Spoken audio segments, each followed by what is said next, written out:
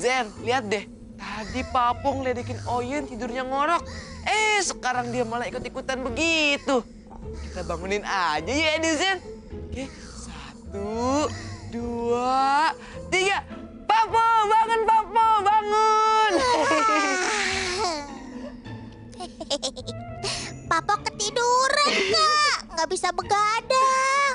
Tuh kan, bener. Papo tidurnya ngorok juga. Oh, masa? Kak, Papo kepo deh. Kenapa sih tidur bisa ngorok? Sini, kayak Edu jelasin ya. Kenapa kita bisa mendengkur atau ngorok? Karena ketika tidur, orang yang ngorok itu saluran pernafasannya tersumbat. Jadi udara nggak bisa bebas keluar melalui hidung dan tenggorokan. Karena udara tertahan jadi timbul getaran suara deh. Bisa halus ataupun keras. Nah, getaran inilah yang kita sebut dengkuran atau ngorok.